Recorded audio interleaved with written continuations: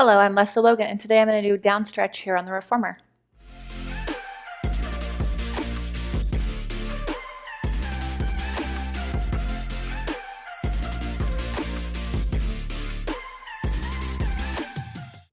So down stretch is part of the whole long stretch series, and it is one of the ones that I think a lot of people get confused and do a little more arm than leg work.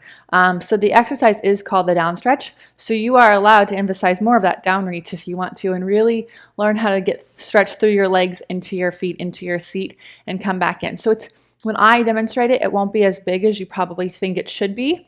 That doesn't mean it can't get bigger, but you have to be in the right muscles of your body. And this is as big as I can get without cheating. So I have 2 springs on. You would normally be coming from long stretch, so I'll show you the transition.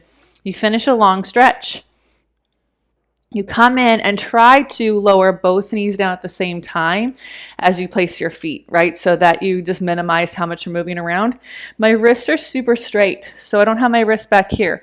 They're on the front. I kind of feel like I'm pulling my foot bar forward and up from my arms to my back, just like we would on Swan on the reformer or Swan on the ladder barrel, right? So same thing, my hands are here, they're connected to my back, and as I push my heels back and I pull my chest forward, I'm really reaching my arms from my back forward and up, but I'm focusing the effort of this exercise on my heels, and for me especially my inner heels.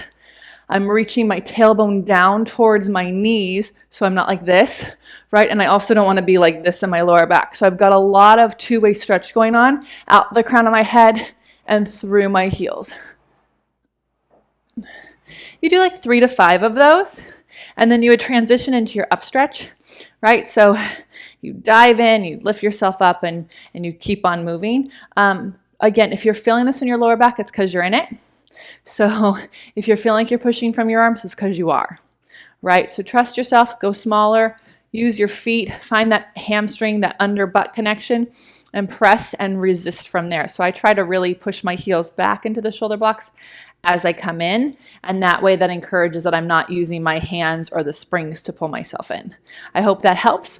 I try to never skip the long stretch series in my online reformer classes. So go to onlinepilatesclasses.com, check out a reformer membership, where I have 30-minute reformer classes, and you can really get this practice and flowing into your body with different themes every week.